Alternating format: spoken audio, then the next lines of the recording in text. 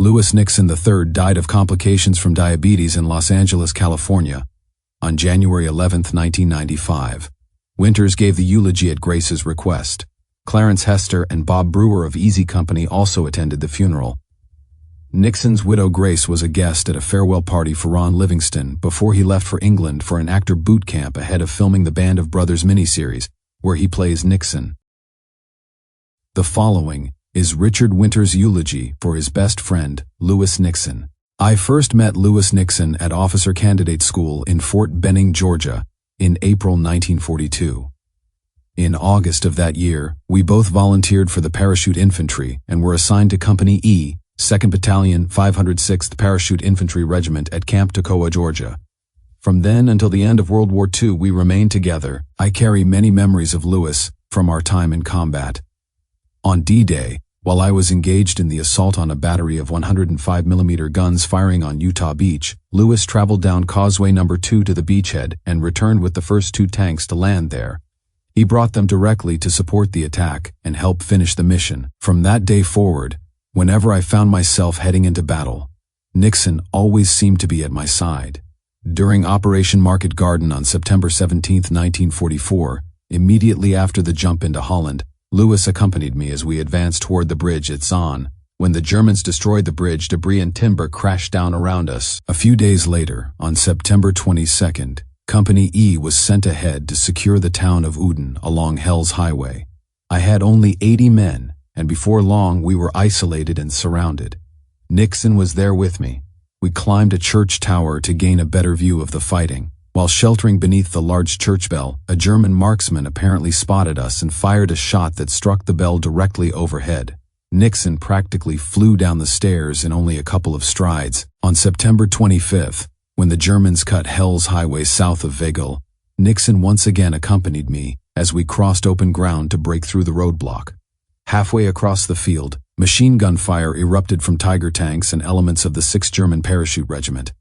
As we hit the ground, a bullet struck the front of Nixon's helmet at just the right angle to skim across his forehead without breaking the skin. It left only a mark before exiting through the side of the helmet. We watched him remove the helmet, examine the damage, and simply smile. He never kept it as a souvenir. On October 5th, after another difficult engagement in Holland, Nixon was once again checking on me to see how I was holding up. When I asked for a drink, he handed me his canteen. Yes, it contained water rather than VAT 69. At Bastogne, his name was drawn in a lottery that would have earned him a 30-day leave back home. He turned it down, explaining that he wanted to remain with the men at the front. How do you explain that kind of commitment? It is the sort of dedication that soldiers rarely discuss, yet never forget. At the time, we were desperately short of experienced officers. Nixon was transferred from the 2nd Battalion staff to the 506th Regimental staff as the S3 Plans and Training Officer, where he played an important role in keeping the regiment functioning during one of the war's most difficult battles. On March 24, 1945, during Operation Varsity, the 17th Airborne Division crossed the Rhine as the drive toward Berlin intensified. Nixon participated in the jump as an advisor. The aircraft he was aboard was shot down while he was serving as jumpmaster, and only he and 3 others escaped before it crashed. From D-Day until our arrival at Berchtesgaden on VE Day, we shared every major step of the journey. Lewis Nixon was the finest combat officer I ever worked with under fire. I never once saw him show fear, and during the most intense moments he retained the ability to think clearly. Very few men can do that. Very few can remain composed under sustained artillery fire. Lewis always trusted me. During training, before we ever entered combat, he hid his entire supply of VAT 69 in my footlocker, tucked beneath the tray containing my socks, under my underwear and sweaters. What greater sign of trust could there be than entrusting me with something so valuable to him? Through training and combat, we shared stories about our families, our childhoods, our education, and our friends back home. I felt as though I knew his entire family personally. I knew about his mother, father, sister, and grandparents. He came from a distinguished family background. He attended excellent schools and an Ivy League university. Lewis possessed wealth, intelligence, good looks, an impressive vocabulary, and a sharp sense of humor.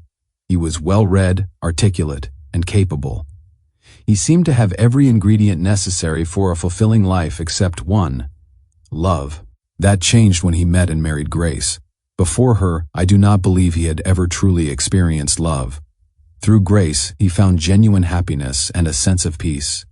Together they traveled extensively and shared countless adventures around the world. Over the years, Grace showed extraordinary devotion in caring for Lewis. Without her dedication, he likely would have passed away much sooner. Whenever Grace called me, wrote a letter, or sent a Christmas card, she always said the same thing. She would tell me how brave Lewis was despite his illness, how he never complained, and how he always greeted her with a smile whenever she entered the room. That smile made all her efforts worthwhile. I suspect those words sound familiar to everyone gathered here today. I also believe we would all agree that each smile Lewis gave Grace was his way of saying thank you for her patience, devotion, and love. As a post-note, Grace Nixon passed away on January 16, 2016, at the age of 94,